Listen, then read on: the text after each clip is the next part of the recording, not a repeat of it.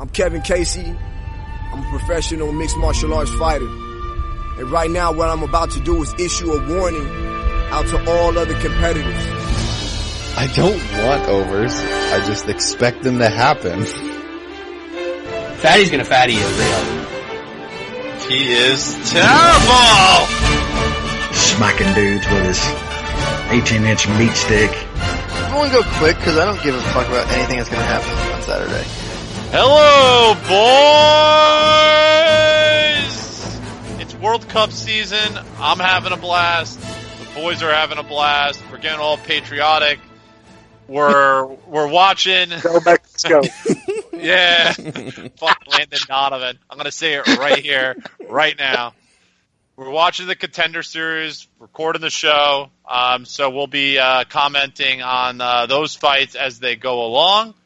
Wes, I'll start with you. I know you've been having some fun with the World Cup, and you've been enjoying the Contender Series so far.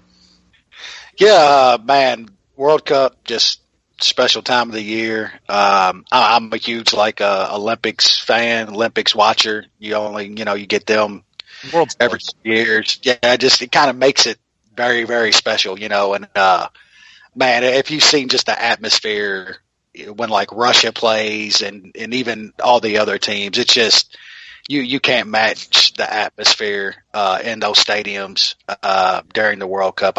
You don't see that anywhere in the world. So yeah, man, it's been fun. We've had it started pretty crazy, man. Teams like Argentina, Germany, defending champions, getting beat.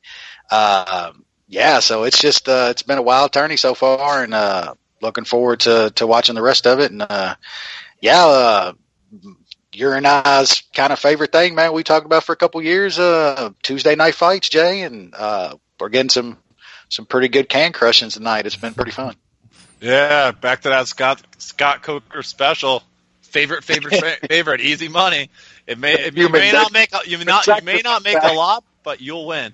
You have to risk a lot, but it always wins. New Sean. So hockey's over. Yeah, sadly. How do you feel about that? It's sad time. So what's occupying the Canadians' time? Not too much right now. It's actually really, really warm out, so I've been actually enjoying that. Been betting even a bit on soccer, throwing that out every 4 years. Got to partake in the degeneracy.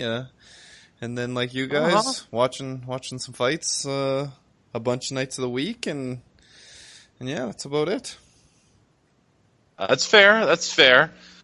So there's been a decent amount going on in MMA. UFC was off last week, but we'll touch on UFC 225 a bit later, kind of give our thoughts on that. But I definitely want to start with the Contender Series. I'll ask your guys' thoughts on, kind of a 1 to 10 grade of what'd you think of the first episode of season 2, episode 1, and I guess what changes you thought that were made and just kind of the structure of the show.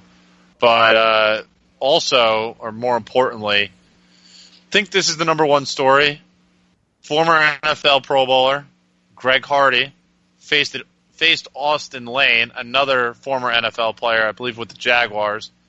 Fight went a minute, and Hardy with a highlight reel knockout. So my question to you guys is, how good is he, and how good will he be? Wes, let me know. Well, I mean, if you take a guy like Greg Hardy and just legit how we used to say, 6 months fucking sprawl training, and in that division and put him in the sport, I mean, to me, he's instantly like a top 15 guy. Guys don't have NFL caliber athleticism in this sport like a guy like that. I mean, I'm not talking a guy like Austin Lane who told around on an NFL team. Greg Hardy was a Pro Bowl NFL linebacker. You don't get guys like that in this sport every day. And to me, I mean, he's instantly top 15. He could be as good as he wants to be. I have no doubt about that. one of the more impressive things about that fight to me is that he actually took a couple like really good shots from Lane and it didn't even faze him. And then man, just not even just the power, but I mean, he had all the proper placement, the proper feet, threw the punches right. I mean, the talent's all there, man. He can be as good as he wants to be now. Should he be in the UFC at this point in time? That's that's another question. Me, I personally try to keep shit that, like, I think most fighters are scumbags, like a lot of them in their personal life.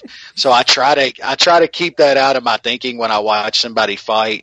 But Greg Hardy's a little bit different case, man. He's a high profile guy, and he did some really, really, really bad things, really bad. And to me, the only problem I have with him mainly is that he's not contrite at all. Like you can tell he's not trying to say he's sorry. He's saying it, but you can tell he doesn't. He's just trying to move on. He's not trying to. Yeah, say sorry. Exactly. Yeah, he wants to move on. He doesn't want to atone for the stuff he's done. And like, I get people's. I respect people's opinion that say that he should get another chance at making a living. It just shouldn't be in the UFC at this point, on the biggest stage of the sport. A guy like Greg Hardy probably shouldn't be there right now. I can respect that opinion. I try to take that out of it when I'm watching fights. I think Greg Hardy's a complete scumbag. But will I watch him fight and knock guys out again? Goddamn right I will. I watch Mike Perry be a total racist online almost every day, and I tune into his fights to watch him knock guys out. So, like I said at the beginning, I try to take that stuff out of it because most of these guys a lot of them are just complete scumbags in their personal life. But yeah, as far as talent, man, it's all there. That dude could be legit top 5 in the heavyweight division if he applies himself. I mean, he's still only like 29 years old. So we'll see. As far as the card overall, man, yeah, it was a fun card again. I think there was a little, who should have got the contracts and stuff. I think a couple guys kind of got shafted. But man, we was talking about it before the show. It seems like they're bringing in some guys with like some really high legit potential and matching them up against some fucking cans right now. and it's showing, but maybe that's what you want. Maybe the guys that are winning like that, like last week, probably already belong and get a shot in the UFC, and they just need to come out and perform in front of, Dana and that audience to go ahead and get that shot. But, I love just having Tuesday night fights anyway. So, yeah, I'm cool with the way it's rolling, and, maybe get some better matchups, but we also talked about the thing, like you see, like when they match up two like pretty good fighters, it seems like it turns into like a really shitty fight because both guys are trying to like be very technical and not get taken out real quick because that might be their only shot at making the UFC. So yeah, there's things to work on, I guess, but yeah, it's been fun. Love the Tuesday night fights. Same questions to you, Nushan. So first, the thoughts on Greg Hardy, and then the thoughts on your thoughts on season 2, just the first episode, the Bisping on commentary. Just where do you see this thing going? For Greg Hardy, I mean, he's good enough right now with his athleticism, his power, and the weight division that he's in. He's good enough. Obviously, the matchups that they put him in will have to be kind of specially suited towards him. But, do they? I mean, you're not going to put a shitty, like, you can't put Daniel Omielanchuk against him or something like that. Like, it's got to be. Why not? Because I think Omielanchuk could grind on him long enough. Yeah, they might want to keep him away from just some grinders for a few fights. And I know they were talking about, well, maybe we should put him in LFA. I mean, they're shitty Rashad enough. Coulter. They're shitty enough heavyweights in the UFC that Coulter. you can match him up with. You don't turn down that that kind of, his hype and shit to then throw a guy on LFA. Give him a shitty guy in the UFC, Awful decision. He's a known entity, and the UFC is looking for known entities. And there's hype. Why would you send him to some other card to potentially lose? I get wanting to build him up, but you can build him up in the UFC. There's fucking shitty guys up and down the roster in that division, Baby Dick's doppelganger. Yep. Yeah. There's that. There's Rashad Coulter. You got Chris De La Roca. I mean, there's plenty. What's his name? Bojan. A lot of dudes. Yeah, there's tons of dudes. So he can be pretty damn good. It looks like he's picking up pretty well. Showed a solid chin, like Wes said. His footwork looked pretty decent for a heavyweight with that finish. He kind of slided out of the way and was able to land that beautiful shot there. Yeah, and then as a whole, it was a pretty damn good night. I mean, four finishes out of 5 fights. I'd probably put it up there at like an 8 out of 10. You had some star-studdedness with Greg Hardy and Lane going at it, and then you had a bunch of exciting fights. A little bit of a later finish on the one fight. Knockout. Yeah, the Sweet Chin Music knockout. That was deadly. Yeah, the fucking what's his name, Jay? The wrestler. God Shawn Michaels. Yeah, Shawn Michaels. Brett Michaels. I said Brett Michaels. You said wrestler. I was thinking of amateur wrestler, not a Monday Night Raw WWE type. Yeah. Yeah, was kind of bummed that they didn't give Curtis a contract, and then he ends up retiring. It's kind of shitty after a really spectacular knockout. Other than that, I mean, it was pretty good. It's been a pretty crazy night so far tonight. It's rolling pretty good so far. This Springer dude's trying to fucking be a mook and wrestle. Yeah, big fan considering I'm an idiot and round robin all the dogs for some change. Well, you might get one here. No, even with him wrestling, he's not doing anything. And as soon as the other guy gets up, he's getting lit up. So. Oh, I thought Springer was the favorite. That's No. The very good kickboxer is the favorite. That's almost knocking Springer's head off at all times when it's on the feet. Yeah, it's interesting. Yeah, Hardy's good. He's 6'5", 265, so that helps. There's always space for that. I mean, if Tai Tuivasa is a top 15 heavyweight, I don't know why Greg Hardy can't be at this point. So that's my take there. Season's good. Don't mind Bisping. Could be worse. Do miss Snoopcast. Give us Snoopcast back. That was a big miss. Big miss. They probably didn't want to pay him enough, and devastating. Fighters were pissy. He's too busy doing Joker's Wild or whatever it's called. Those fighters were bitching about it and shit. Like, were they? Have you ever seen? Have you ever seen like bigger pusses than like some of the tough dudes on the planet, like cage fighters, and they're the biggest pusses ever. Yeah. Like any just gets them all worked up. Like it wasn't even the primary frickin' audio, but they were still bitching about, because obviously it got the hype because it's Snoop, and then they're like, oh, he's disrespectful, he's not respecting the fighters and how much they're putting into it. It's like, come on, man. You're getting more eyes on you just because Snoop is talking. That's more than what Snoop's saying. Like, that's true. They don't get the long run, but whatever. I agree with that. Definitely agree with that. So I think we're going to move on to the UFC 225 card, which, mixed reviews on the fight card as a whole. Sometimes the fight cards that look the best on paper don't end up being the best cards on paper, but we'll get into that. So I'll rattle off the prelims to start.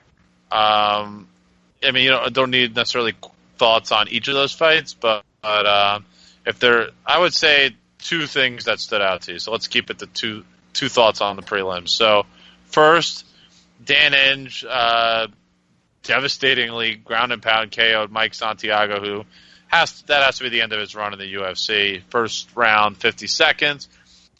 Next up, Do Bronx did Do Bronx things, tied Royce Gracie's record for most submissions in the UFC with 10 all-time. First round submission of Clay Guida. Sergio Pettis split decision win over Joseph Benavidez. I would say that was fairly controversial. And then the end of Rashad Evans, KO first round, Anthony Smith. Wes, let's start with you. 2 thoughts on these prelims. Main one, that Charles Oliveira line was just insane. Clay Guida been caught in a choke, I believe 9 or 10 times in his career. I mean, that was just a perfect setup. The Pettis decision was absolute bullshit. I don't think he won that fight. And that's about it. Rashad Evans, please retire, dude. You're completely done, man. Completely done. Somebody told me, I forgot who it was, they said that Dana needs to have a shobbing of, needs to have Rogan do a shobbing or something like that. So that's like a verb. That's like a verb now. Yeah. Yeah. Yeah. Someone needs to. Yeah, definitely. New Sean. Benavidez looked old. He looked rusty coming off that ACL, and I did talk about his possible decline, and I definitely think that's real. I didn't have money on that fight. I thought it was a pretty close fight, so I'll disagree a bit with Wes there. And that's fair. And Chuck Yollis. I do agree though that Joe B looked he looked a step off. Coming back from injury or not, he did look like he's declining. For sure. Definitely agree there. For sure. I mean, as a flyweight in his 30s, I mean, you have to think that the drop-off is going to be, at a younger age, the lower the weight, just because of the speed factor that the division... Yeah, timing and speed that you need to keep up in that division. When you're at his level, you literally fight top 5 guy after top 5 guy after top 5 guy. You don't get a fucking shit bag every now and then. You're literally fighting the best every time out, so yeah. Yeah, and Dubronk's striking looked okay for a little bit more improved. I mean, it was against Guida for however long it lasted, but that's all I got for the prelims. What if I said that Dubronx is an underrated striker? That's just because because of how good his submission is, and that's fair, and his rap. How bad it was, I guess, to begin with. So I think that is a fair statement. It's still fairly underrated, but it's his rap too, because he's also got the rap as a quitter when he has taken beating after beating over the past couple years and not quitting any fight. You know what I'm saying? What was that thing when he fought Max Holloway? What did they say happened? I was there. It was esophagus tear. Fuck me. I was there. That was so shitty. How does that happen? That has to be made up. I don't know. I was not happy. Well, it's good. And then after all the scans showed that there was nothing wrong with him, that's when he got the rap. And then people thought it was a stinger or something, but yeah, that was a weird one. Yeah. Right. That would have made way more sense. On the TV, moving up to the TV part of the card, this was something else. Fatties. Heavyweight. Chris De La Roca TKOs Rashad Coulter, kind of TKO'd him, right? I mean, it was both. I mean, De La Roca literally stopped punching him, right? Like he's like, my arms are tired, I can't punch him anymore. Is that how that went down, Wes, or did you see it differently? Yeah, just about. I don't have much on Fatty's Gonna Fatty. That was just... It was beautiful. It was absolutely beautiful. Yeah. Well, once you cash your bet, you're just like, God, all right, get this off my fucking TV. Yep. Oh shit, we gonna get a dog here? We got a dog. Oh, you might. Big dog. You got it. Yeah, there you got it. He quit, dude. Look, he tapped quick. Get out of here. Plus 285 dog there. Bow time. Uh-huh. Sorry about that, Wes. Go ahead. Happy to go. I got my fight doesn't go the distance, though, at least. So that parlay's at least rolling. There you go. That barely got in there. Are we touching all of these prelims, or are we just going over the Fox Sports 1 card?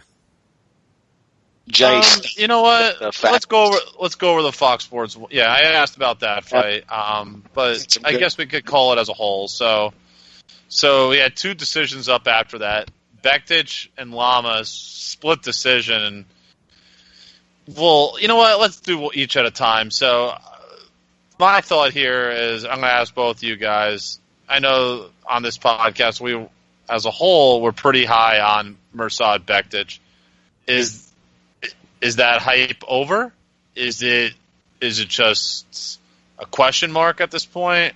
Do you guys think he can be an elite fighter, or are there just too many holes there to kind of fix? Wes, thoughts?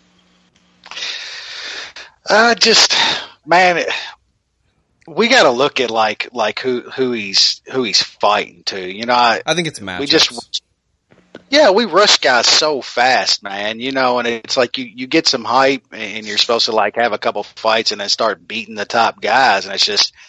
You got, like Sean said, you got to look at matchups and stuff too. Like Lamas was going to be a tough out for him. I always thought. So I don't put too much into this one though. I mean, there's still there's a couple holes. There's no doubt about that. But I mean, you can see the talent in the guy, and then like this was a really tough matchup here. So I'm not completely selling Bektic out yet, man. I still think he can be really. I think he is really, really good. So. Want to see who they match him up with next time. You got to figure even, you know, getting this close decision over Lamas, you got to give him somebody around, you know, that ranking. Don't even want to say ranking anymore. Those really don't mean shit.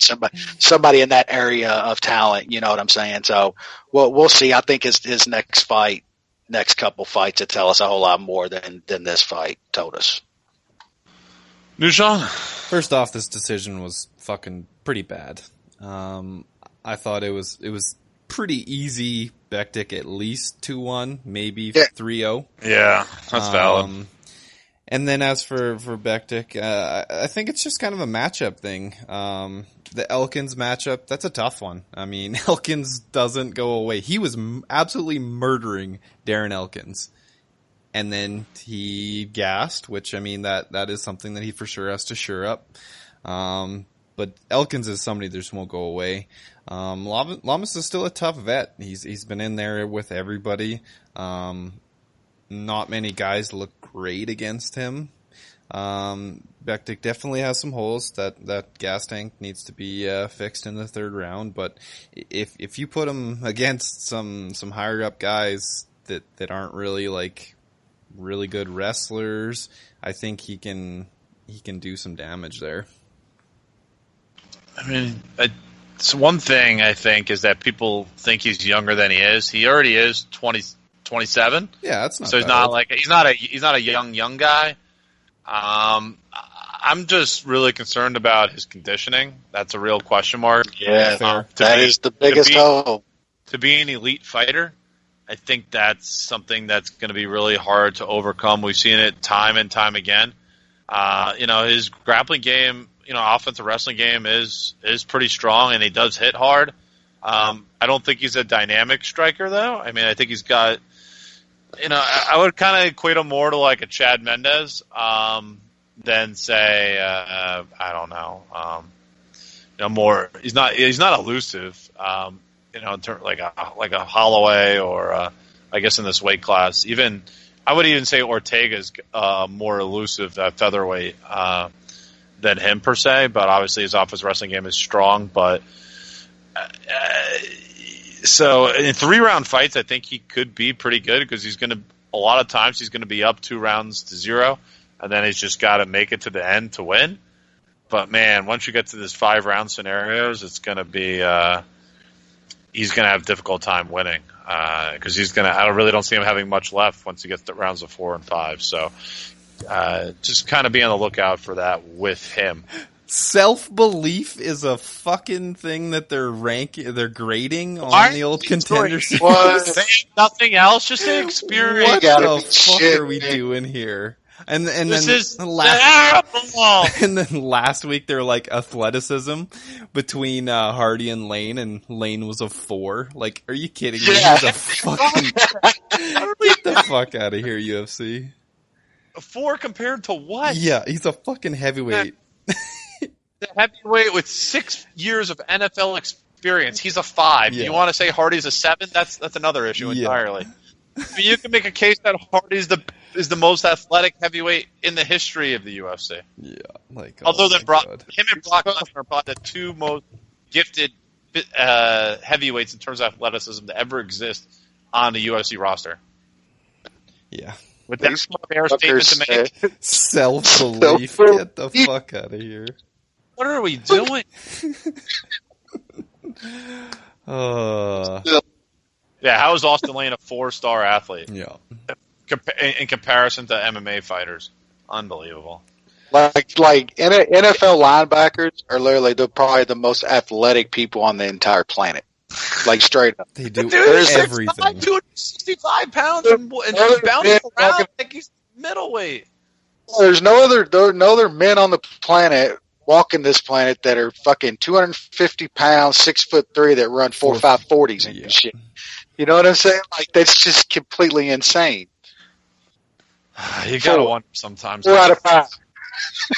4 out of 5. Yeah, exactly. I guess we'll touch on the old. You're done with Bektik, eh, Jay? Yeah, I think I made my point. I was probably the earliest on board of the Bektik hype train. Yeah, as soon as he entered the UFC, he was probably a top 3 or 4 prospect at that time.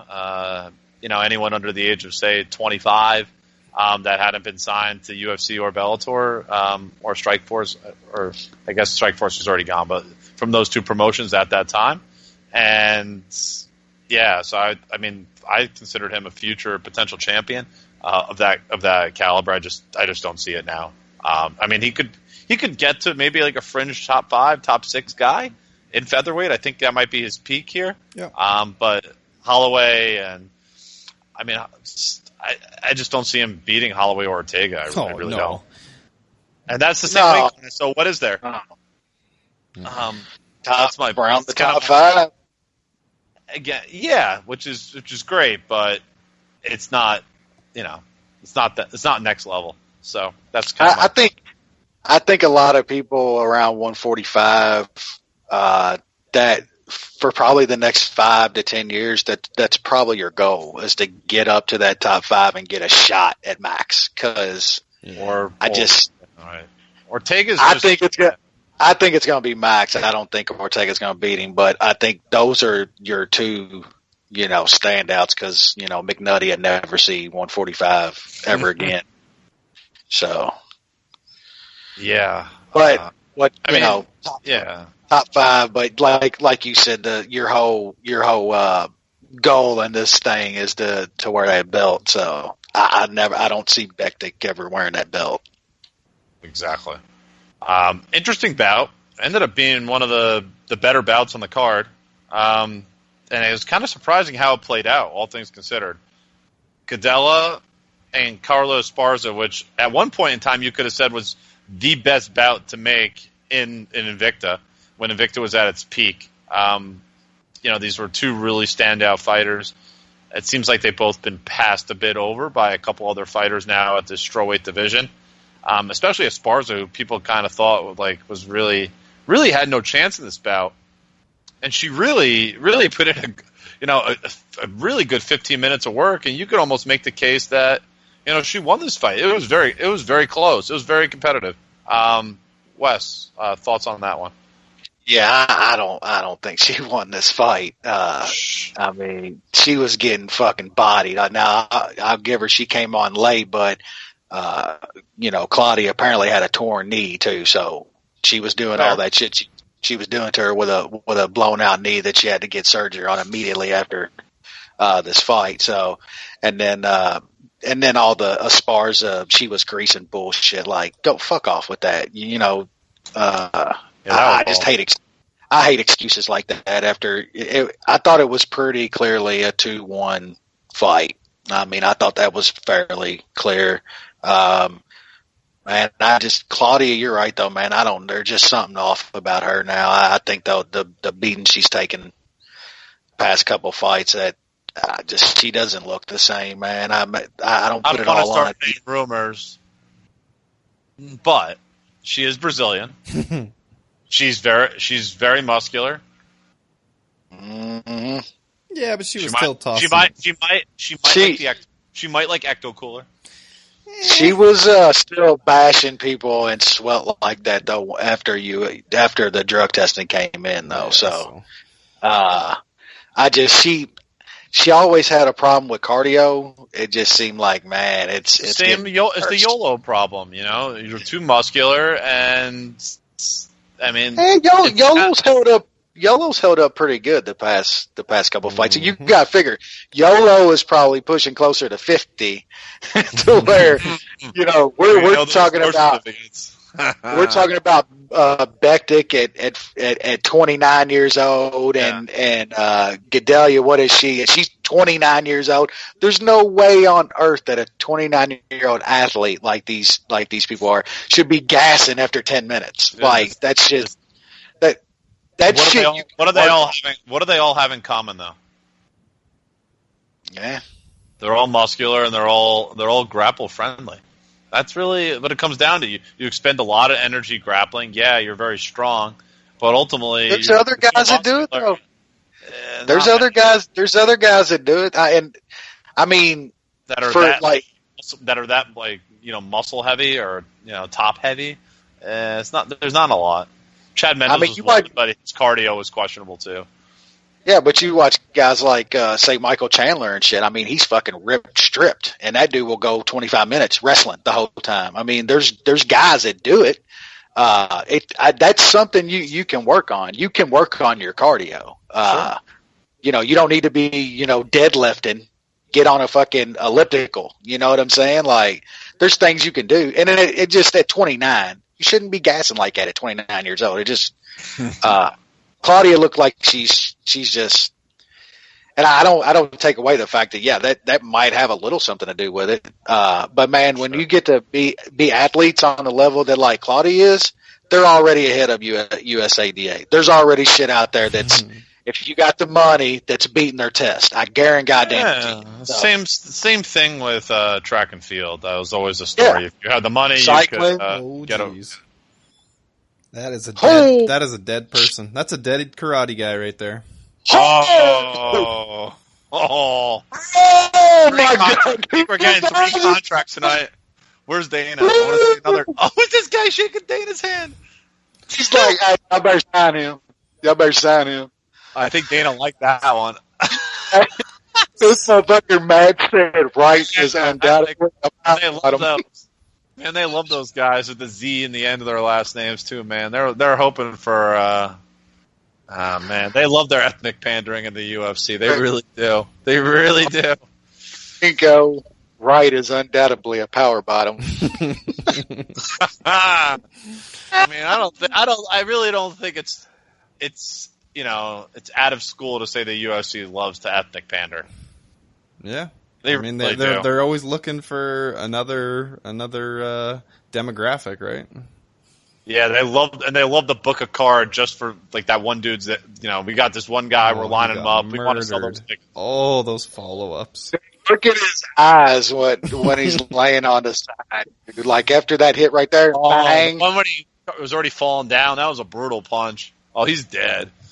Oh, let's see this. I like how Dana watched on the screen when he's 6 feet away. Yeah, need that screen. Jesus. I'll touch on Claudia. Yeah, I don't know. It was very shocking. I thought Claudia would be able to just handle Carla with being able to out wrestle and her striking. I thought was a lot better, but obviously that is not the case. I don't know how much this knee injury affected her. The next fight that Claudia has is going to be very interesting because if she doesn't look kind of back to herself, she might be done. It'll be like the Jose Aldo syndrome, right? Yep. Although I can't say Aldo's as bad. We got to see Aldo against. Yeah, his next fight against Jeremy Stevens is going to be the test. I'll tell. I'm going to be live for that one. It's going to be amazing. I have a feeling that he is going to roll Jeremy Stevens, and we're all going to be like, God damn, man, this dude's still so goddamn good. Then He you just literally can't have beat to, then you literally yeah. Then he you just literally have can't the beat best top certain three. people. You know, We'll see. We'll See see. how much those wars Yep. have added up. I mean, if Aldo really does as well as Wes thinks, then you have a top three of Steven's been in as many wars as Aldo has. That's what's crazy. Steven's actually been beat up more than Aldo has in the for 7-8 sure. years. Oh, definitely. That's what's crazy. I mean, if he does as well as Wes says, you have Aldo, Ortega, and Holloway as your top three in a division. I think that's probably the best you'll have in MMA. That would be amazing. Yeah, 145 is crazy. 145 and 135 is just. I think 135 might Yeah. be the best. Just kind of looking like top 8, top 10 guys, all younger. A lot of fun matchups.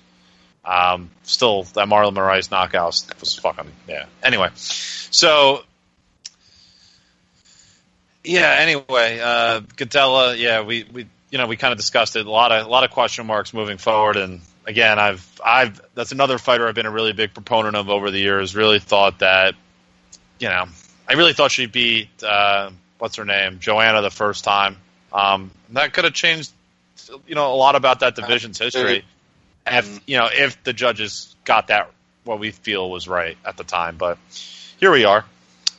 Next fight, definitely a statement win.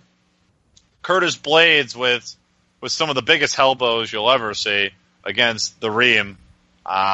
Wes, what'd you think? Yeah, man. I've seen a lot of people betting Reem in this one, and I didn't get it, man. I mean, I just think he's not as washed as Rashad because he's a heavyweight and can still knock you the hell out. But goddamn, Jay, it's been what, 2 or 3 years now since we saw him stumbling around up there in Connecticut. Oh yeah, against Ben Rothwell, right? Yeah, it was like 3 years ago. Yeah, dude, it's September been years. 2014. That's almost 4 years. Yeah.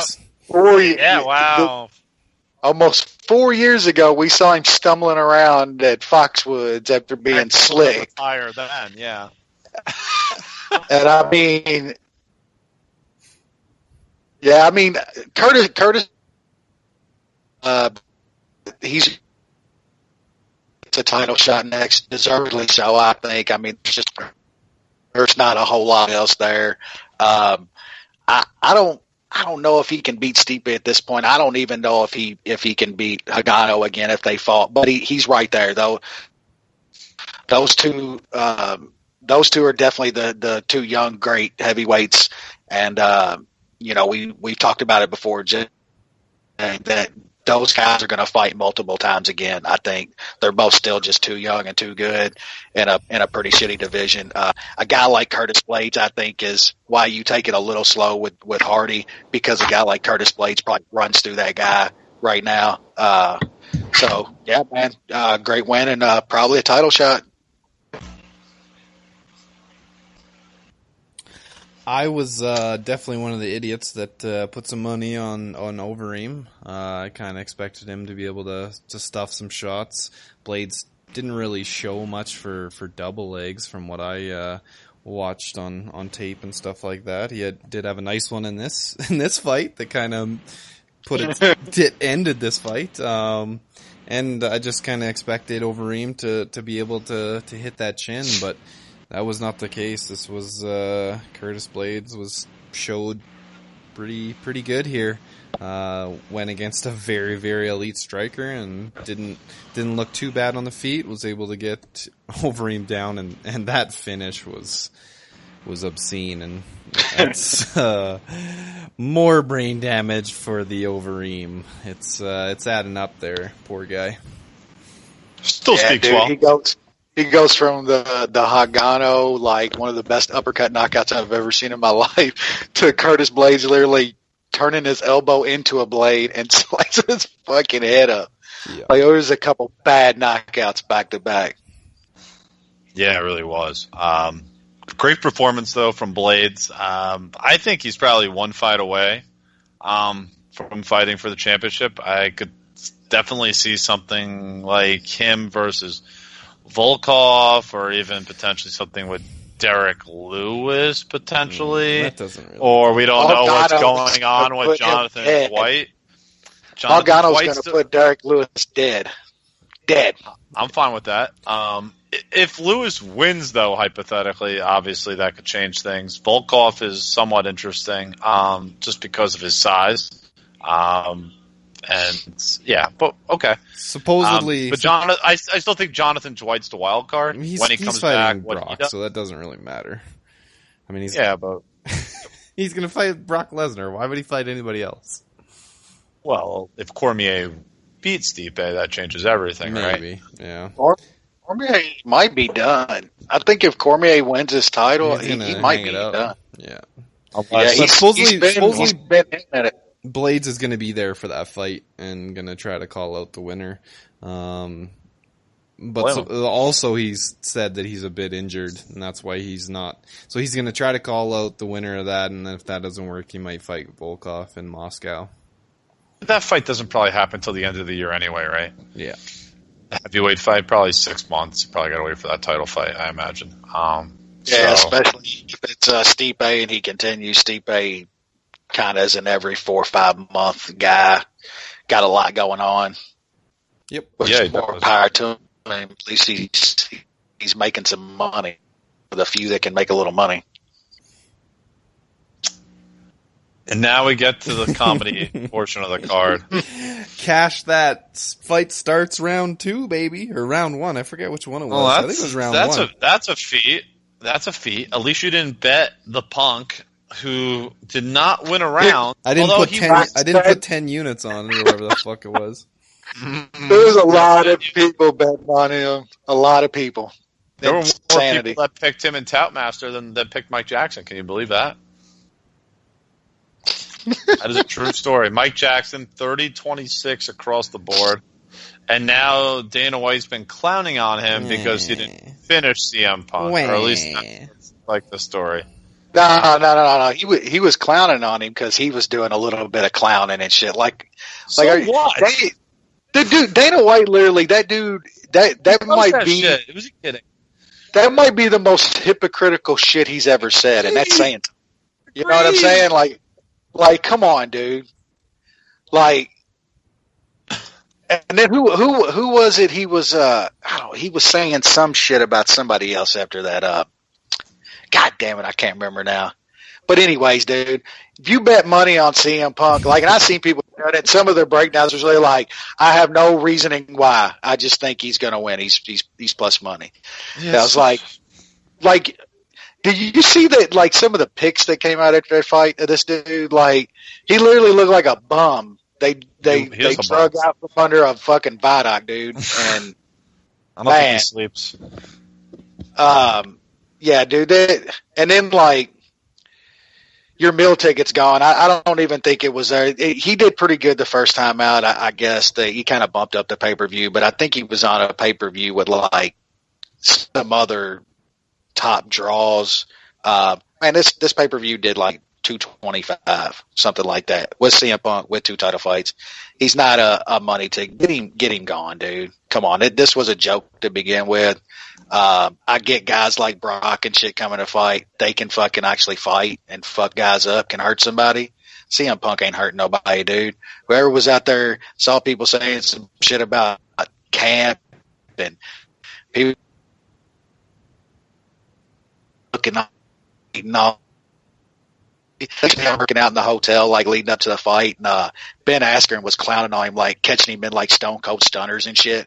And I was just like, man, this dude is terrible, man, terrible. Like at least Mike Jackson had actually had some legit combat experience. You know what I'm saying? But let's be done with this whole CM Punk fucking bullshit. Agreed. Yeah. Nushan, any thoughts on this, or should we move on? All right, let's move on. More important fight, but kind of a dud, honestly. Tai Tuivasa gets the decision over Andrei Arlovsky, 29-28 across the board. I don't think Tuivasa. I think his stock actually went down after this performance, from my perspective. Wes, your thoughts here? Well, kind of. I'm kind of split on that. I mean, I think it does a little because he should have finished Arlovsky at some point. I mean, fucking right. Arlovsky. Arlovsky. But I mean, he's fucking, yeah, I mean, he's done. It should have been tough, dude. He got his nose completely smashed and stayed in the fight. I think that's saying something. The dude's got to, like, work out a little bit, though. You can tell he gives no shits. He trains a little bit to go in there and fight, and he's on the Kelvin Gastelum regiment, man. Yeah, straight up. Like, and he's probably done it his whole life. He's just been the bigger, stronger guy, can hit harder than everybody else, and just knocks guys out his entire life. You get to this level, man. I mean, and he looked like he was feeling it in that third round. I mean, he won the fight. I still think he can be pretty good, man. In a division like this, a young guy like that can take the punches he can take and throw the power he can. He's a top 10 guy. He's got things to work on, though, obviously. But I mean, I'm intrigued going forward. Still, I still think he can. And you can. Jay, is Wes cutting out as bad for you as he is for me? Yes, Wes, you need better internet. I actually thought it was my connection at first. No, it's I'm definitely glad Sean mentioned that. My internet's great. I gotta use my phone now, so it might be my phone messing up a little bit. It's that bluegrass special. I got 20.0, son. Get on it. All right, Nushan, jump in here. Yeah, I was pretty pissed about Tuivasa not finishing. I had the fight doesn't start round 3 at like minus 180 or something like that, and that obviously didn't cash. So even really ever close to finishing? No, not at all. Arlovsky took some decent shots that I definitely didn't think he could. He still has fairly slick boxing when his chin does hold up, so I won't shit on Tuivasa too much. Damn, this guy's got real heat, man. He's surviving. Plus, come on, man, that guy throws heat though on the feet, though. That he does. I mean, but so I won't shit on Tuivasa too much. Yeah, this fight's going to be over. I won't shit on Tuivasa too much. I mean, he's still a young guy. He's only had a couple UFC fights. He went in there with a pretty grizzled veteran. Was hoping he could finish him, but what can you do? And that fight is over. My round robin went up in flames. So one chalk didn't win, and he should have won. But he got taken down and quit. You know what I'm saying? Like I'd give out 4 contracts tonight, but they won't. Yeah, that fight there. This guy has, what weight is this? Is this 145? I think it's 145. Yeah. That guy throws real heat with that right hand, man. That thing, he throws it hard and fast. Oof, vicious. Fucking Scott Coker special doesn't cast because some Look fucking at that thing. Yeah, it should have been Chalk City again this week. Look at this thing. That's a beautiful. That was nice. That was a perfect straight, man. Trains with Dom. I really like that right hand that guy's got. I like him. Yep. I like kind of like all 4 of those guys that won in spectacular fashion. I really do.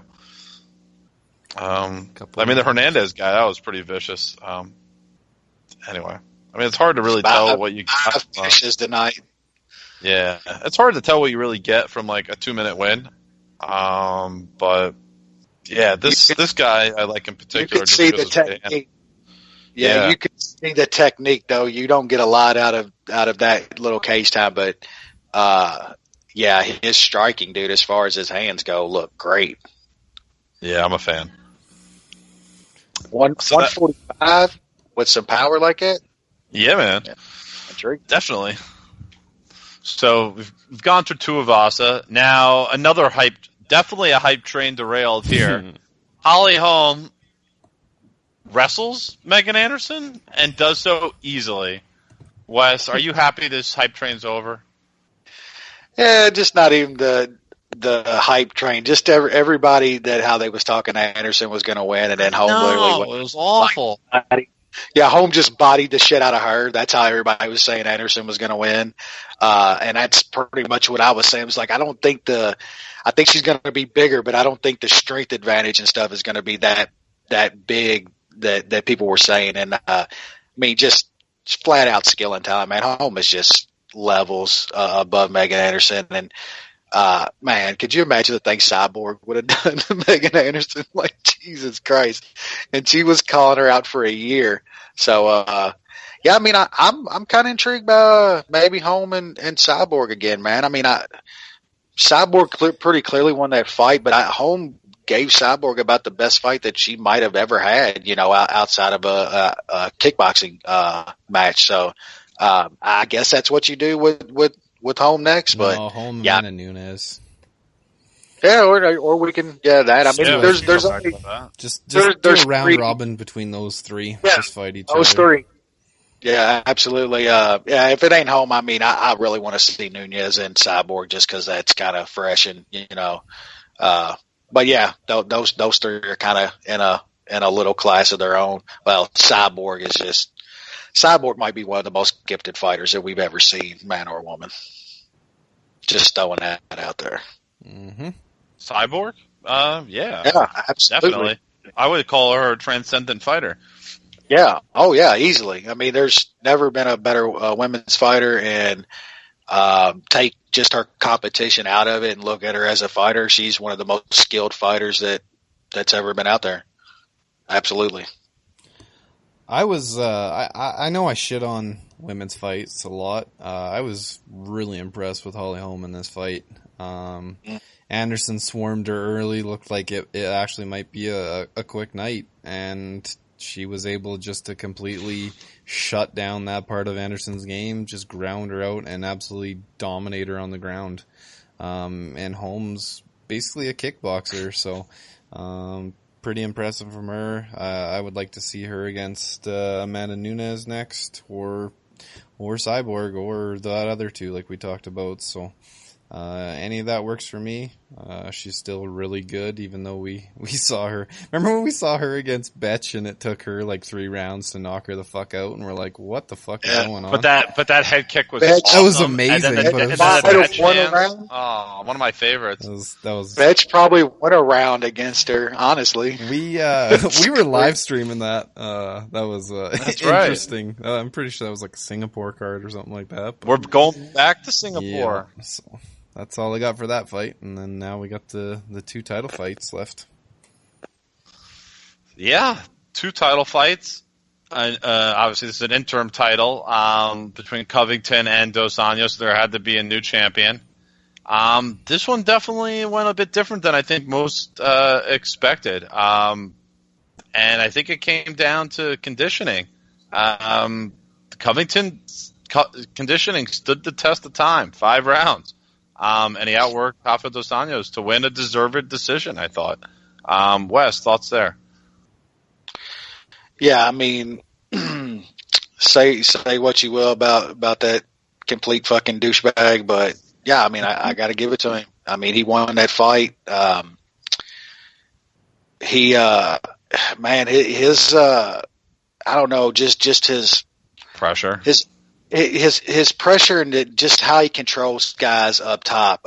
We talk about his wrestling and stuff, but man, just when he gets a hold of guys and gets them against a cage, just how he can control guys just amazingly and just kind of keep them wherever he wants them. I was really impressed by how he controlled RDA a lot in that fight. I thought RDA was in the fight though. I mean, it wasn't like it was Fucking Rogan. Yeah, I mean, RDA, he won a couple rounds, I thought. But yeah, man, the commentary, that card, and even the past couple cards, man, it's fucking horrible. They need to take Rogan out. He really has to go somewhere, man. He is so just bad seeing now. stuff that's not even happening. It's not even, that is literally not. And then and what's even worse now is he ruins the good stuff that Anik and Jimmy Smith do. Yeah. Jimmy and Anik. Anik needs to talk more. I like Anik's input. I think he keeps shit flowing pretty good. I'd rather hear Anik talk a little bit than Rogan literally saying shit that's not even happening in front of our eyes. Beat it to death. Yeah. But yeah, I'll give it to Covington. Now, one other piece. So you see people rail on guys like Woodley for years for fighting a fight like Colby Covington fought. But all you saw was the slobbing of Covington all night. Just because there's so much other stuff involved. That's boring ass shit. Yep. Like literally, Covington is the same exact fighter that Woodley is. At least Woodley has a chance of knocking you out. I'm just talking style. You know, I think Woodley's definitely the better fighter. His hands are better, more power. But it's the same style. I mean, if you think Woodley is boring, Covington is just as boring, if not more. Covington is Chael 2.0. That's what he is. Yeah. Chael was absolutely. Except I think Chael has better subs. Or had better Covington's got a better. Covington doesn't quit though in the same manner. That's true. Yeah. That's a big difference. Don't get me wrong. There's so many things to like as far as in the cage to like about Covington. Do not get me wrong. He is very, very good. I give props, but you can't tell me whenever that fight got at distance, he was in trouble.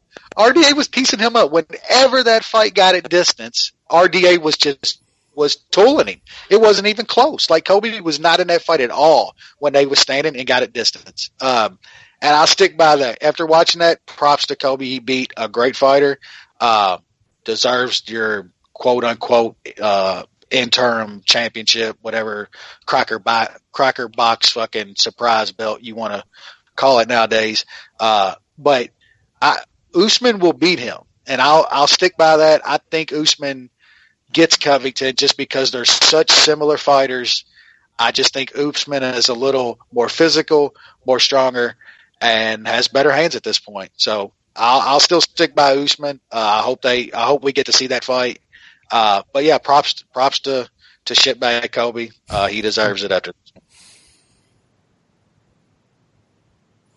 Yeah, I'll reiterate a bit of what Wes said. I definitely thought Covington won like 3-2.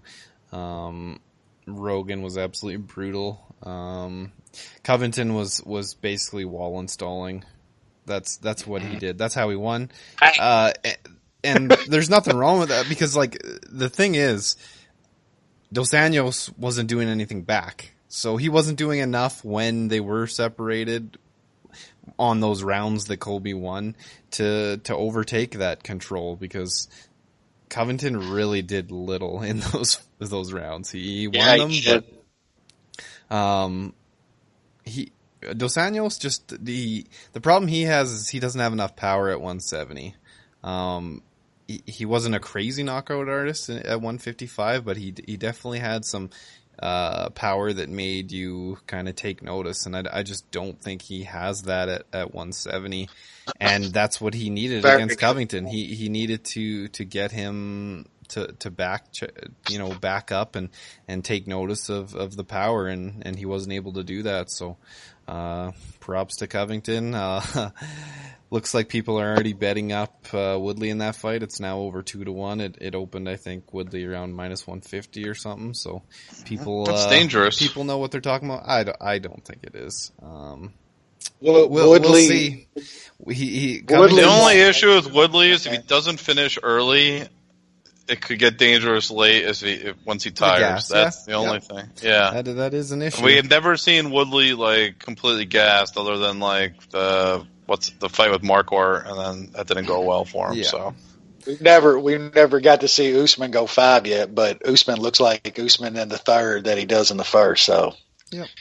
I actually think Usman's a tougher matchup for Kobe than even Woodley, just because of that fact. Yep. Yeah, that could be. So, regardless, it'll be a little more interesting at welterweight. I don't know what the fight's gonna be like, but looks like there'll be some racist lead up to the title fight. So that should be. What else is new? Yeah. So it looks like there was 4 contracts given out tonight after Dana's. Eh? It looks like they should. It looks like after Dana didn't know what to do last week and probably got flack for not giving these guys contracts, he gave out 4 tonight. So go figure. It looks like it's a record. He was going on Instagram after this anyway. He told before the fights, he said, "Come on Instagram after the fights and help me pick the contracts." After last, because he made a guy quit fucking fighting because he didn't give him a contract. Yeah, that didn't go over well. A stingy fuck. Like, come on. They have the reality is the 4 guys that they picked could beat guys that already exist on their roster. They need to do a better job of pillaging their roster and getting rid of dead weight. There's no need to have as much dead weight. We got like one of 7 young Dadongs fighting Saturday. Exactly. So then these guys, yeah. Like, I get it. Like, not everybody wants. A lot of fighters don't want to go to Singapore to fight for a lot of reasons. I mean, it costs a lot of money to get there and just go outside of your zone. There's a lot of reasons. So I get all that. But yeah, you got to do a better job pillaging your roster. Bring in all these talents, and then get rid of dudes. I mean, there's no reason why this Contender Series thing shouldn't be twice a year. Do 8 weeks in the summer, 8 weeks in the winter. Bring in I don't know 40, 50 new fighters from those shows, and there you go. I mean, that's it. It's not hard. So main event time. I've already touched on the Covington stuff, so I'm not going to go any further. Main event. Whitaker, Romero. This was something. Man. Interesting fight. I didn't expect much of it, but it ended up being definitely better than I thought it was going to be. Whitaker edges out on the scorecards of 48-47. A lot of controversy there in terms of what rounds were 10-8 and this, that, and the other. Yeah, I mean, I don't know if you guys really want to get into that in detail. I really don't because I'm tired of the judging. I feel like there's been enough judging nightmares on this card. I mean, my bigger concern is how many times is Yolo going to miss weight before, he kind of got fucked in this one, though. On this one. Well, yes, in a way, but he still didn't make the weight on time. That is the truth. No, they pulled it. You can't make rules and then change the rule. He didn't make it the first time. He still was given, like, you know what I mean? He didn't make it in the original a lot of time. How they handled the extra hours. Yeah, but if you're close to making it, and then they're like, oh yeah, even if you miss it, you'll have 2 hours to make it. Well, then I would just be like, oh, okay, fuck it, let's go away, and then I'll get back to it, and then they fucking go back on it. It kind of fucks up your. I mean, you shouldn't be that close, but we know how tight this is. There's a lot of people missing weight and shit like that. So, yeah, it's. What are you gonna do? I get what you're saying, Jay, but you're in that mentality to knowing that even if you do miss on this weight, you're still gonna have at least another hour, and then they don't give you that full time. That's just not right. You can't do that. But I get he's just done it so many times. I get it. You should be on weight at that time, but that's still not the rules. You got to follow that shit. My bigger concern is, and this is something I would like to discuss, is for any pay-per-view fight, you should always have a contingency plan, right? How do you not have a stand-in or put another fight on the card where you have a fighter who's capable or even potentially capable of being in that fight should something fall through? Whether it's the weigh-in factor or just guys being injured or some other nonsense drama, there have been so many fallouts in pretty big cards and pretty big main events that it should be a no-brainer to have another middleweight fight on the roster or another fight between top 10 or at least close to top 10 type fighters, so that one of the fighters could potentially step in. I mean, I feel like they should be. I feel like they should be setting it up that way anyway to have like a number one contender fight and the championship fight on the same card. That it just like makes the storyline. It lines everything up. Well, the winners will be likely ready to fight in 4 to 6 months from now. They fought on the same card. Then you go, I don't know. Even if you don't do it that way, though, even if you just have one other guy there that you pay his travel, pay him a show you're purse. getting crazy. Do you know how fucking... But how much does it cost them in a sale to lose their main event? If you lose the main event, you have to refund tickets. You're going to have people getting pay-per-view refunds. What's more money to them? Paying a guy fucking his travel cost and fucking $15,000, or losing ticket sales and all that? It kind of seems like a no-brainer to me. Have a guy there. Yeah. Well, I agree with you. It's always better to have that than nothing at all. I mean, Newsham. Yeah, it'd be better. It's not that hard to put. It'd be better to have a contender fight. Yeah. Or even one contender facing a relative can. I don't know. I mean, there's a lot of ways that you can do it, where you can have at least somebody else just in case, and then the other fighter even drops off the card if need be. It's happened too many times for them not to have that type of opportunity. And even again with the storyline, or to develop that next opportunity, it's already there for you. Did you do enough in this fight to warrant a title shot? Then if the guy did, then you already have that natural build up to the next fight. Someone's already there. It's too easy and it makes too much sense to do it, which is probably why it hasn't happened. This is what these morons do. Yep. Well, with that fight though, we'll say you started it off just right though. The judging in this sport is the worst part of it at this point. Like, it's absolutely just killing stuff, man. It's like it changes careers. Sure does. These guys, what they're paid nowadays, it's ridiculous. And when you have like Twitter and like MMA writers and like 90% of them all agreeing on something, that's fucking rare. So they got it wrong when everybody is agreeing on what they saw, and agreeing all the way down to rounds being 10-8 and who should have got them. Like, pretty much 90% of what I saw, everybody had about the same thing. And I thought that was a really, really bad decision, a really bad one. But props to both dudes, because that's probably what fight of the year, and that's so far. And that what round, the third round it was absolutely round. Yeah, that was round of the year. Just YOLO drops him. Then Whitaker gets back up, literally catches YOLO with the flushest crow cop head kick that you could imagine.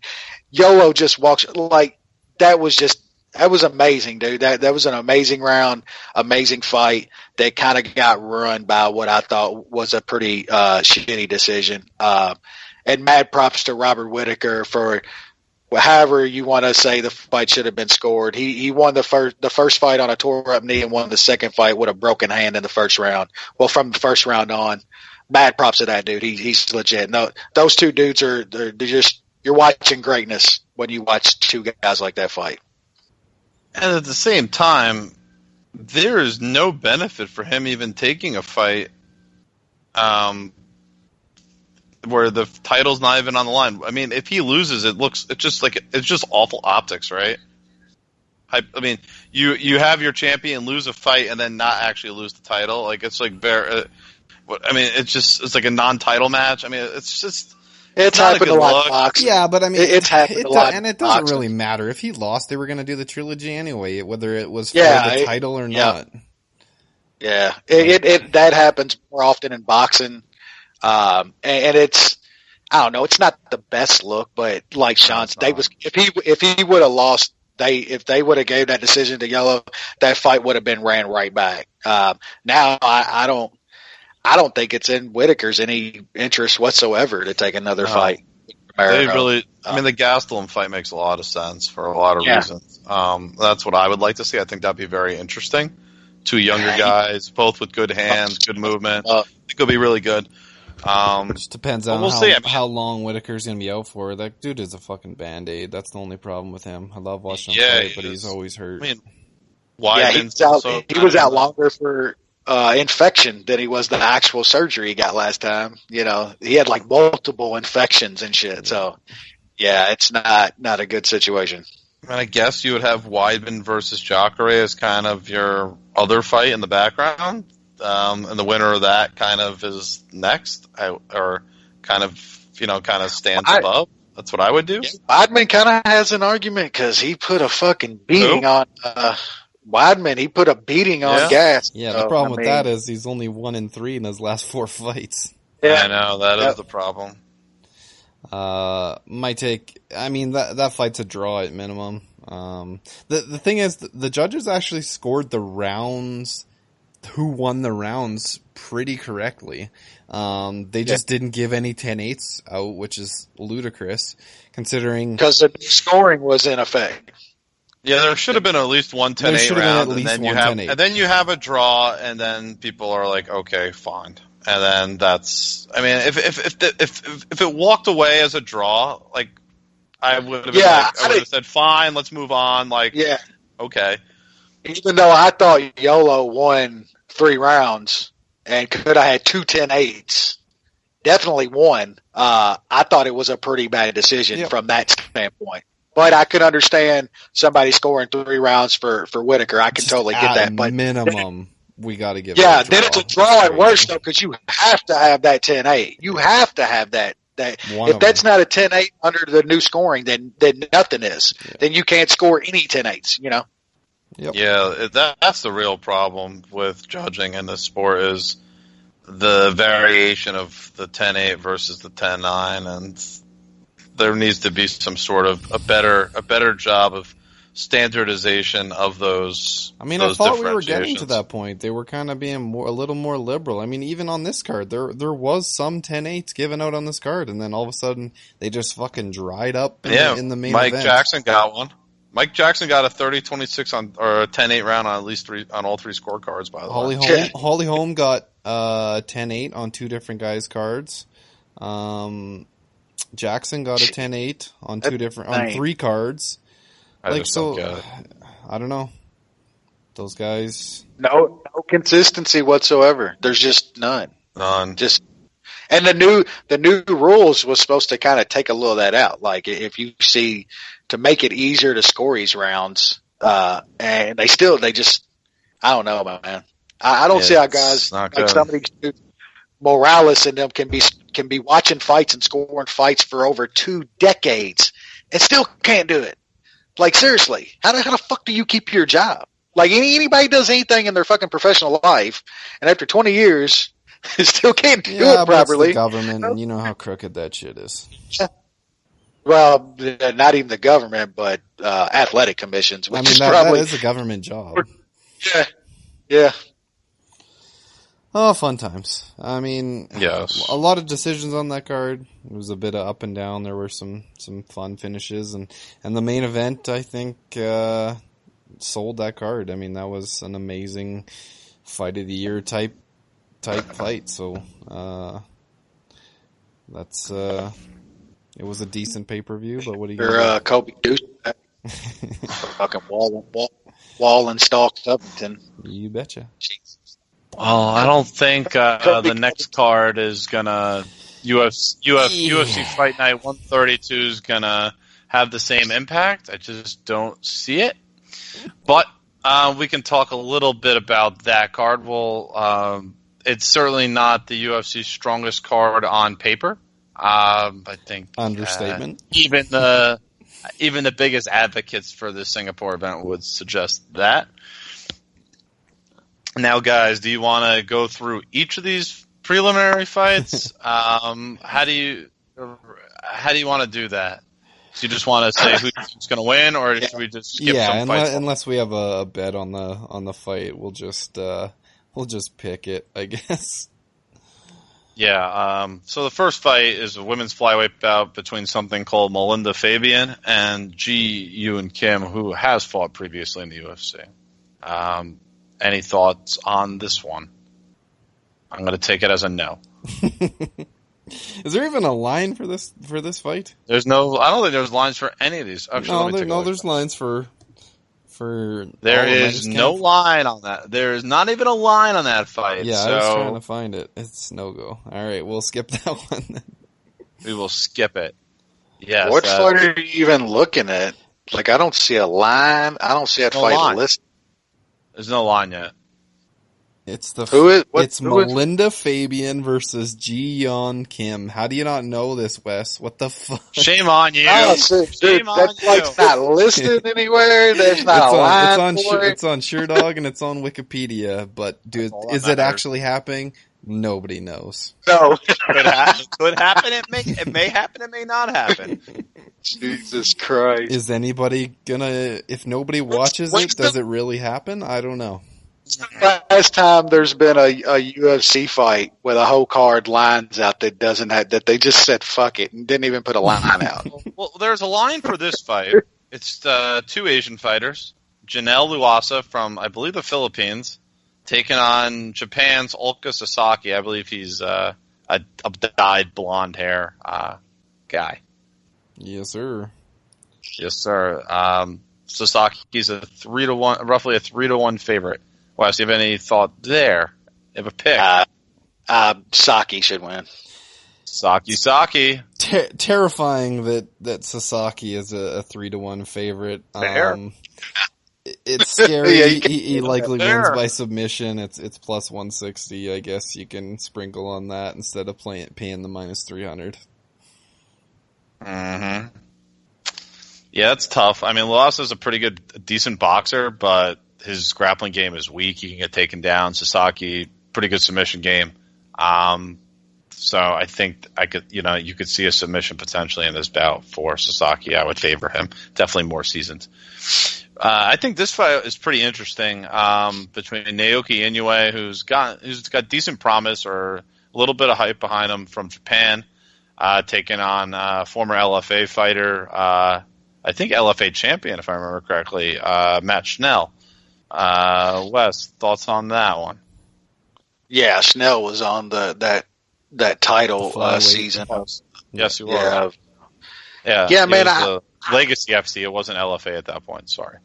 I've been a Schnell fan for a while. I've watched him in the lower promotions. Man, I want to bet him here. He's plus money against an absolute kid in the sport. Kid's got a little height. He looked pretty good last time out, although that was against Carl Jr.'s Dave Thomas.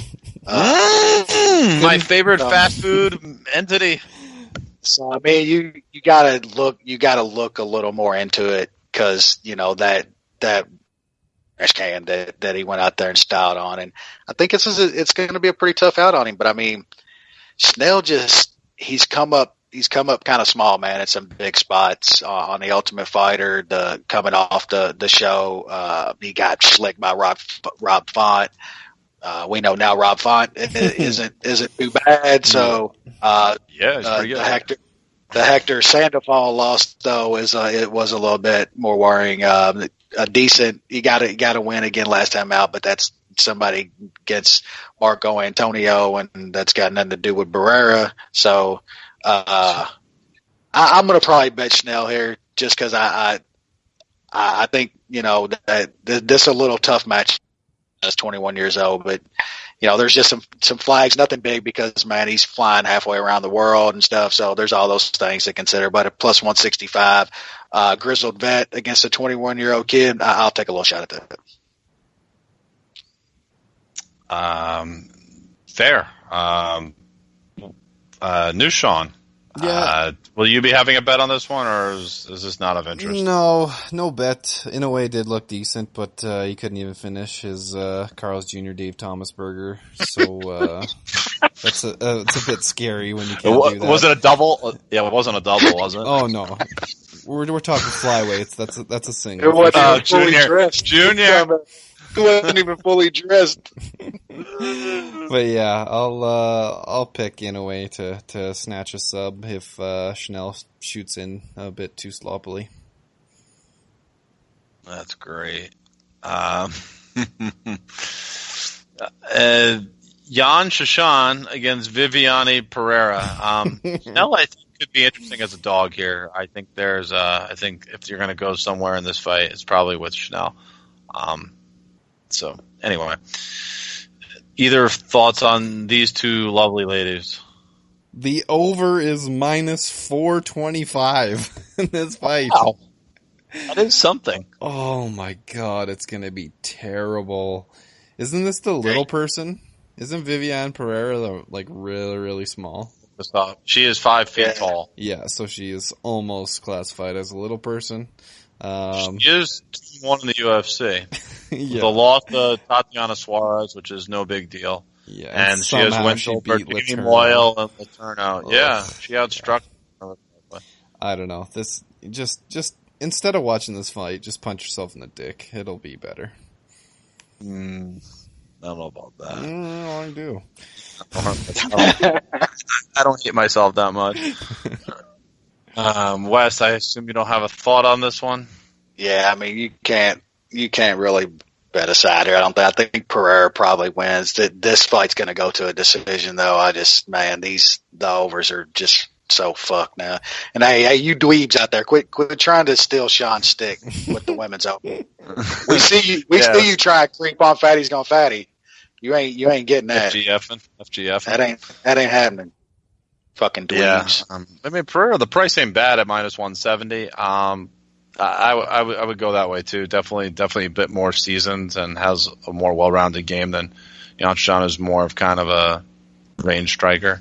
So I'll take the Brazilian in this bout. I know Wes's favorite fighter, New Bieber, is up. Jake Matthews, New Bieber, taking on Shinsho Anzai. I think I got that right. Shinsho. Wes, are we going to see a little New Bieber in this action? Yeah, he's just better than this guy, man. I like the New Bieber up at 170, man. It's pretty well known, dude, that he was killing himself to make that cut. Yeah, he's looked pretty decent. I mean, the Bohan win, but man, it was a pretty good win against Jangalang, man. I'm a big Jangalang fan. I think that guy's a tough out for anybody. So, yeah, Matthews is going to get it done here. It's hard to lay that price. I put him in a chalk parlay with a couple other guys on here at a little better line than what it is now. So I think he gets it done here fairly easy. New Sean? Yeah, I might look when his points handicap comes out at minus 3.5. It's probably in the minus 250, minus 300 range. That's something that you can put in a parlay if you don't want to lay minus 550. He should be able to dominate here, even if he is going to Singapore. Fair. I think this is pretty high, minus 550, just because it's Jake Matthews, and we've seen some weird shit when it comes to Jake Matthews fights. Yep. So I would definitely be a little weary betting him, but Anzai is not good. He's really not. Yeah. He's 32 years old. He does have, and he somehow has 2 wins in the UFC. One over Roger Zapata. I don't even remember that fight. That was in Japan. And he has a win over Luke Jumo, who is terrible. So all of his fights have been in China or Japan. This is his first time not fighting in China or Japan. So I mean, it's that much farther. I mean, it's in the same region, but that is one thing to keep in mind. Called Hector Aldana versus Song Kanan, or is it Keenan's Song? I don't have a thought or a prayer in this one. This is where Asia gets weird and we see things that we shouldn't be seeing. Either you guys have a thought on this one? Song's the guy that got a UFC fight coming off a loss and then just decided to knock out Bobby Nash in 15 seconds. Mm-hmm. Like, what kind of shit is that? He cost man? Everybody money. Oh, that's right. I remember it is ringing a bell now. Like that seems like a one-hit wonder lucky shot though. And now he's minus 280. He closed Oh no, when I guess Close there the was no show. line. I was trying to look for his line in that Bobby Nash fight, but It was around plus 250. yeah. Yeah, right around 15 seconds. Like, what the fuck? Yeah, I got nothing on this fight. I have no idea who Hector Aldana is. Supposedly he was on no one else Tough does. Latin America day one. Day Oh, one. because he got lost shut to get down. into the show. He lost or something. I don't know. Oh, that's even worse. Yeah. Yeah, he lost his exhibition bout in a minute by choke. Yeah, that's not a good look. Yeah, if you say you know much about this fight, you're a liar. There's just no fucking way, dude. I don't see how you could lay upwards of minus 300 on either one of these dudes in this fight. I guess I'll pick Song though, since he does have a fucking flash knockout of Bobby Nash that cost us all money at about 5 o'clock in the morning last time we was fighting over in China. So, yeah. How could you forget? Such amazing times. What is his record? I gotta look this up. What are we doing with our lives? Hector Aldana's 4-0 and he's in the UFC. My goodness. Yeah. So after that we got it's so hard. Hector Aldana 4-0. I mean, 29 years old. Sure. Lost to Enrique Marin by submission, choked it. Brutal. Yeah, I don't know. I might go with Keenan Song just on principle. But I'm out on that. You don't want your money anywhere near that nonsense. So the next fight up is Rolando Dai, another Filipino, 9-6, taking on Australia's Shane Young. Woof. Yeah. Woof. I mean, fine. I mean, he hadn't lost. He's only lost once in the last, 3 years. But it was he got his butt kicked by Volkanovski, which is that's understandable. New Sean. I don't give a shit about this fight. Dai was gonna retire, and then they fucking brought him back from the dead to beat something called Burin Wolji. So yeah, I'll take the Aussie. I guess I really could give two fucks. Australian MMA better than Filipino MMA. That is the truth. Guess so. Wes, I assume you agree with that statement. Yeah, I have no idea. I'm not laying minus 150 on some fucking Aussie named Shane Sugar, though. I'll tell you that. It's not that. I'll pick him, but yeah, I'm staying away from this one as well. Another song up next. Talking about song your dong. Your dong song. Jesus Christ. Still not sure what's the first word and what's the second word. I'm so sorry, but that is the truth. Taking on another cowboy, the Santanero, Felipe Arantes. Oh, he's a West guy. Certain Asia. Yeah. I wouldn't go that far as saying a West guy, but look, I mean, West guy. He's got the cowboy hat, makes you feel a little more at home. I've never worn a cowboy hat. I can't say I that. would pay to see Wes in a fucking cowboy hat and some cowboy boots. Can we make this happen? Since I made my own choices about the attire I wore, I've never fucking worn a cowboy hat. Put it like that. There's some old pictures of Wes in his little boots and cowboy hats from way back. Yeah, absolutely there is. There's also one of me on a Chips motorcycle with some sunglasses and a cowboy hat and some boots on. Yeah. Oh, man. Those will never see the light of day. You hope, Wes. Oh, shit. My wife can be kind of cruel sometimes, so I would ask her. Yeah, back to this cowboy. I think Arantes is the better fighter here. I haven't seen a ton on the Dong song. But I mean, man, if this is just on just straight up skills, man, I think this is just kind of a blowout, but man, Arantes is just one of the most mookiest fighters that there is in this sport. But man, he's down to like minus 120 and shit. I'm going to have to take a shot here. And just on principle, man, I think he's the better fighter. If he's not just a complete mook in this fight, I think he gets a win here. So, I'll take a shot at that price. I thought he should have been more like minus 220 in this fight. So, I'm going to take a small shot here on Arantes. I mean, he beat something called Bharat Kandari in his first UFC fight. Never to be Got seen a from performance again. of the night for it. Like, okay, cool. The levels here are huge, man, as far as skills go, dude. It's just, is Arantes not going to fly all the way over and be a complete mook? We'll see. Yeah, I'm not sure how many of these fights will actually end up happening. Yeah, but who knows? I'm picking Arantes. There's 13 fights scheduled. There's 13 fights scheduled on this card. I'm putting the over-under at 11.5 fights happening. Yeah, I put Arantes coming in over 11.5 pounds. Give me an over. Because I almost guarantee he misses weight, but the fight's still going to happen. So I'm really going to – I like my pick.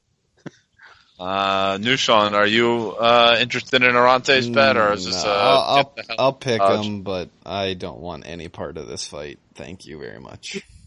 Yeah, I'm with Nushan. Stay away. 5 fights left on this card. I guess we can talk about these 5 a little more detail.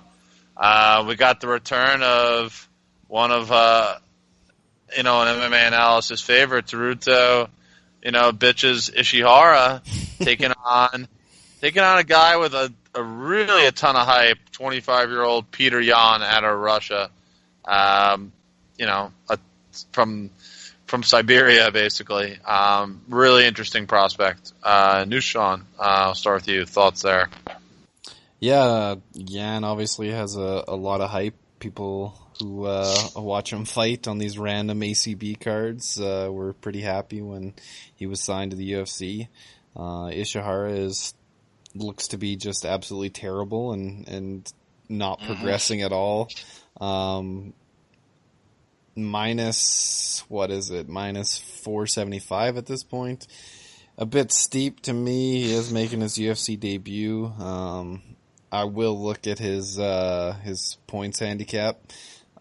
He's not a crazy finisher. He does have some sweet finishes on his record, but I think he dominates Ishihara pretty easily. 30-27 probably. Wes, you agree with that?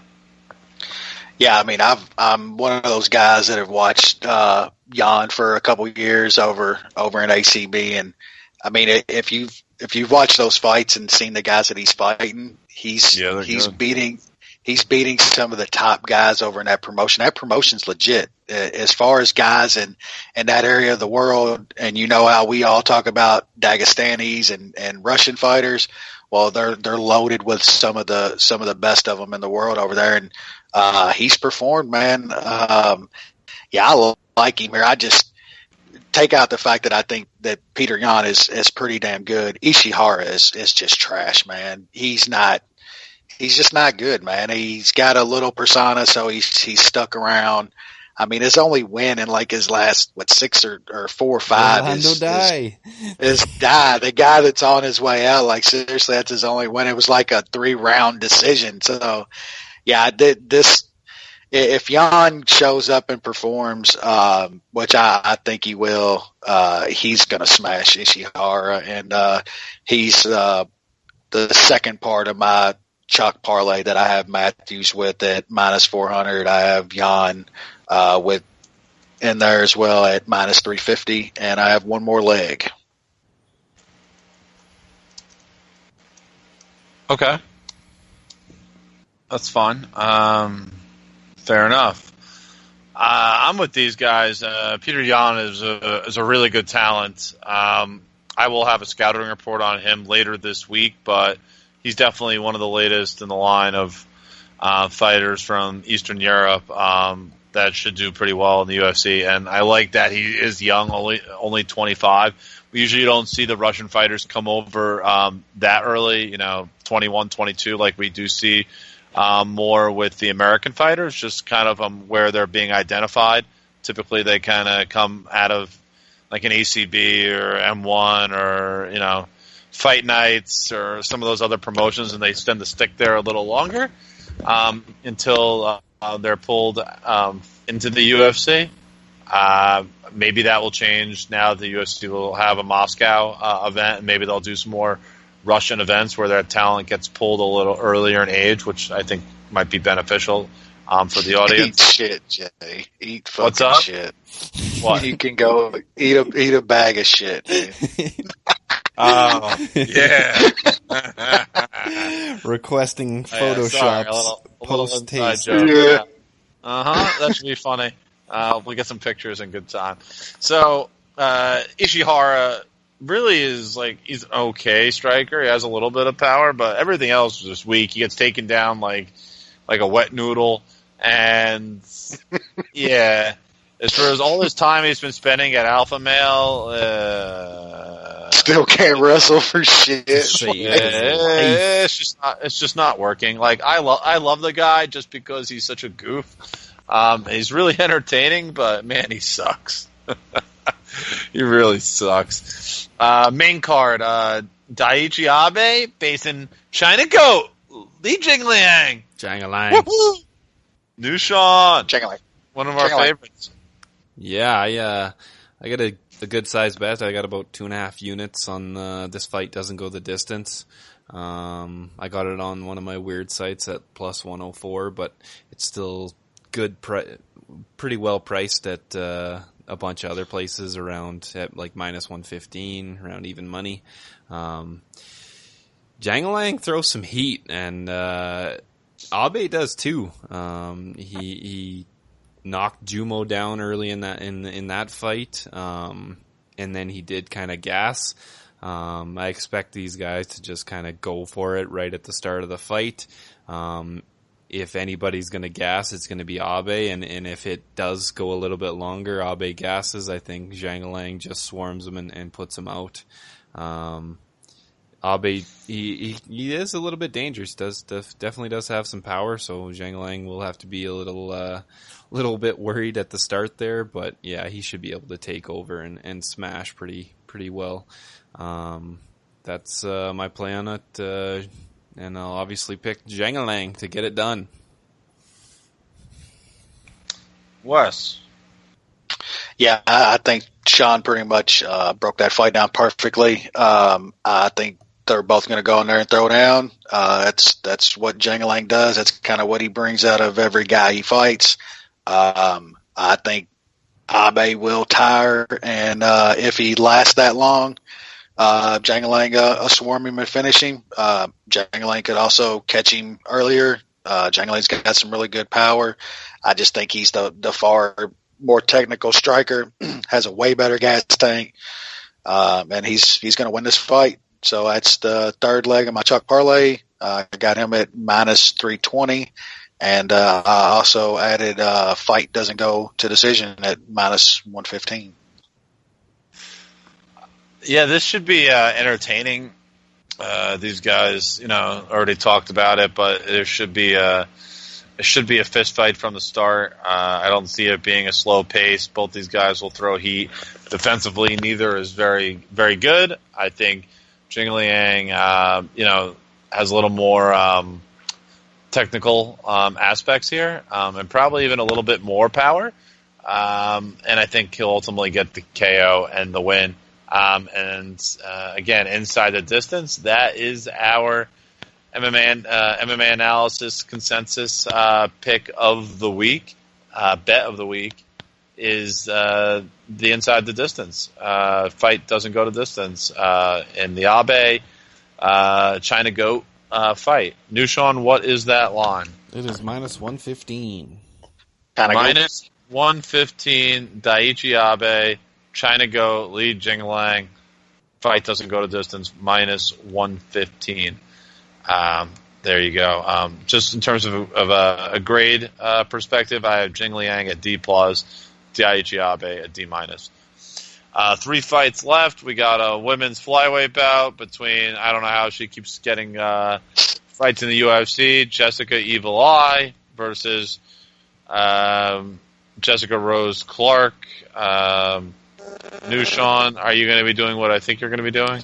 No, because the over 2.5 is minus 500. It's minus 500. There's no price to a women's over.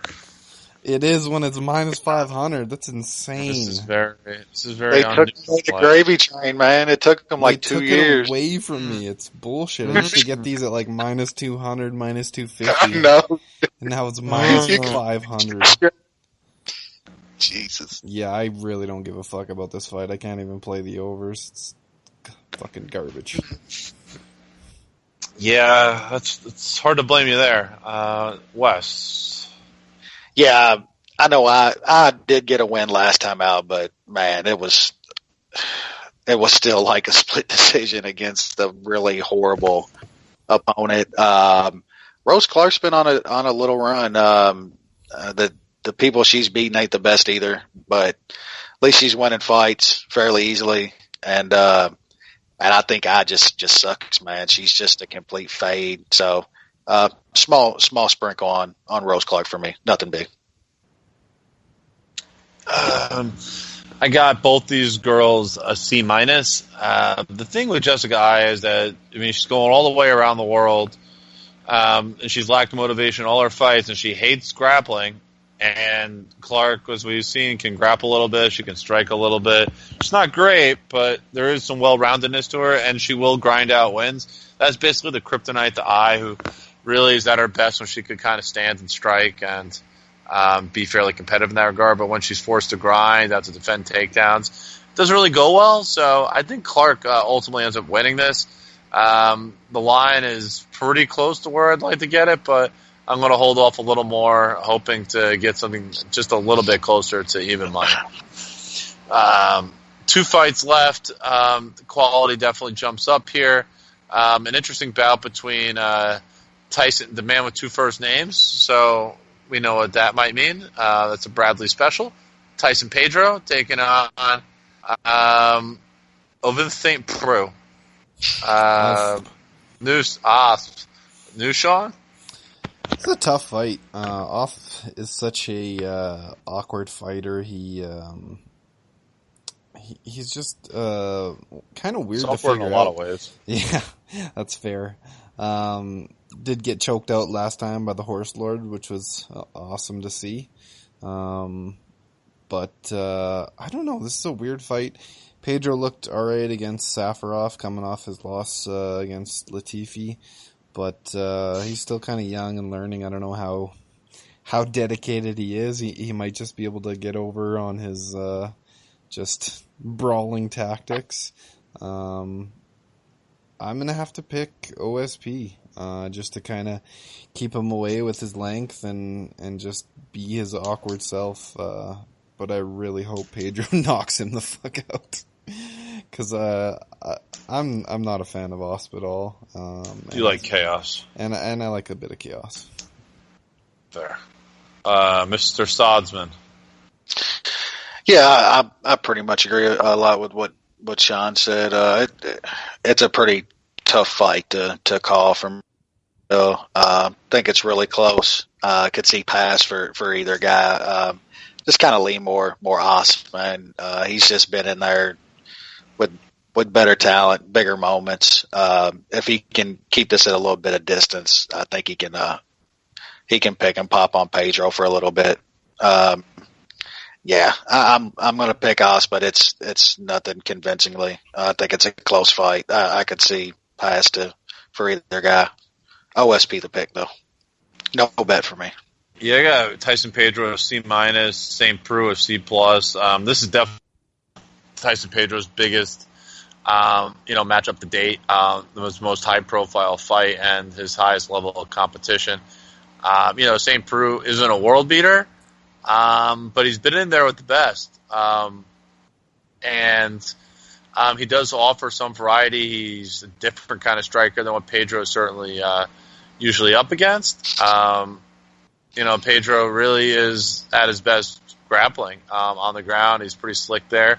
St. Preux is, offensively, St. Preux is no slouch from a submission perspective, but it is going to be dangerous for him on the ground because defensively there are holes in the submission game. On the feet, I definitely favor St. Preux, so I think it could be pretty competitive. I do like St. Preux's more well-rounded in this. I think just has more opportunities and ways he could win this fight. So I'm going to take St. Preux, but I'm definitely a bit cautious.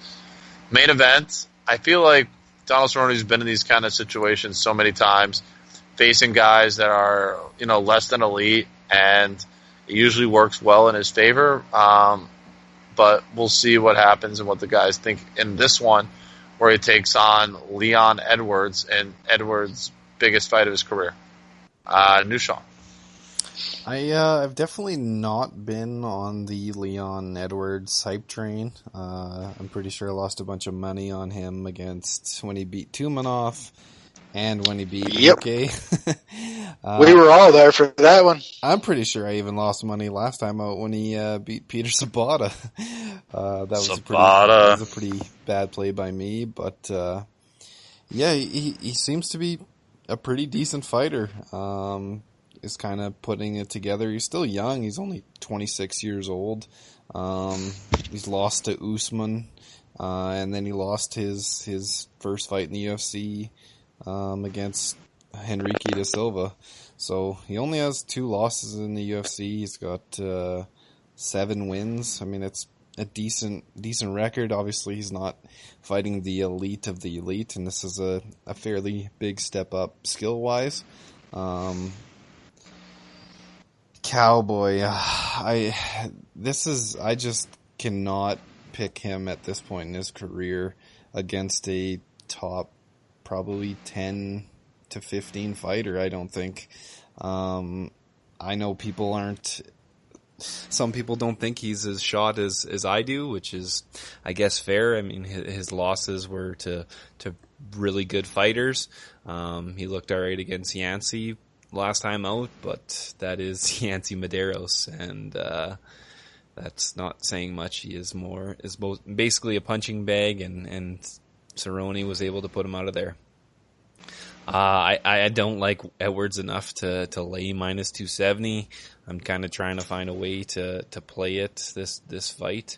I might sprinkle on Edwards inside the distance, because I think if he wins, he finishes Cowboy. It's 5 rounds. It's hard for me to think that this fight is going to go that long if Edwards is winning. So just a small sprinkle on that. I'll pick him, but I guess we'll see if Cowboy can prove the haters wrong and step up again and do what he does when he gets put in these situations. Sodsman. Yeah, Cowboy against Yancey, that was just a banger bet for me. Max bet. Yeah, it was the season of maxing. We was in attendance for that, me and Jeremy and our brother, the OBC. We just made a killing on that fight. Here, I think Jay set it up well. These are the kind of spots that it just seems like Cowboy shows up in, man. When you count him out against a guy that's just kind of hovering right there around the top 10 or so, top 15, this is their big step up. I don't think Leon Edwards is Darren Till by any stretch of the imagination. I've never been like Sean said, on the bandwagon. I do remember being in Vegas and him costing us all a lot of money when he beat Tumenov. He's got some good wins. I think he's a legit fighter, but there's pass here for Cowboy. Like, legitimately, I think if he gets inside more, that he can. I know Leon Edwards, his wrestling is decent for an Englishman, but he's still a fucking Englishman. So I think Cowboy can win in those realms of fighting. So I'm going to take the chance there, man. there's not many times that you get Cowboy at plus 175 against a guy that's fringe, top 10 in the biggest fight of his life. So I'm going to take that chance. Boy gets knocked out here, he gets knocked out, but I give him a chance in this one. At plus 175, I'll find against Medeiros, I can lose a little bit back here. That's valid. My grades are, I got both these guys a C plus. I think this is kind of the level where Cowboy is now, where we saw like Medeiros just a little bit better, but I mean, he puts himself in situations where he could be hurt. I still want to see. The one thing I liked about Edwards, though, was that it did overcome a bit of adversity in that Brian Barberena fight. Barberena is usually amazing in the third round. And almost, I think it's the first time he's ever lost the third round of a fight, other than when he fought Covington. So, when that fight was 1-1, and then Edwards really came on strong in the third round, was able to take that from Barberena. That showed me a good amount, that he can overcome some adversity. But I'm still questioning his finishing ability against a guy like Cerrone, even though Cerrone's been knocked out. I'd like to see, I just think the variety of striker that Cerrone is something Edwards hasn't seen yet in MMA. And I'd definitely be weary of playing Edwards at over 2-1. It just seems like a lot. Considering where Till was versus Cerrone, I mean, Till was a much shorter favorite, it was very close to even money, if I remember correctly. Till was a slight underdog. Or even a slight underdog at the time of the fight. It was right around even money, if I remember correctly. Yeah. So, and now Edwards, who's a lesser fighter than Till, is a 2-1 favorite over Cerrone after one fight. That seems like a pretty big swing, and maybe a bit unjustified. So I think the value is certainly in Cerrone in this bout. But it's hard to, after a guy gets pretty easily KO'd, to put your money on him. I totally get that, but I do think if you're going to play this, the opportunity is on Cowboy. And that just about does it for us for this week's MMA analysis. There is PFL this week. No betting lines yet have been released for that, but there is some pretty compelling bouts. Very good. Yeah, you could definitely make a strong case that it's better than this week's UFC card. Or maybe the better case would be deeper. Deeper. So definitely deeper.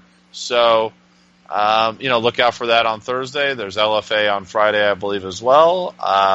You got UFC on Saturday. I think that starts really early. Saturday morning if you're in North America.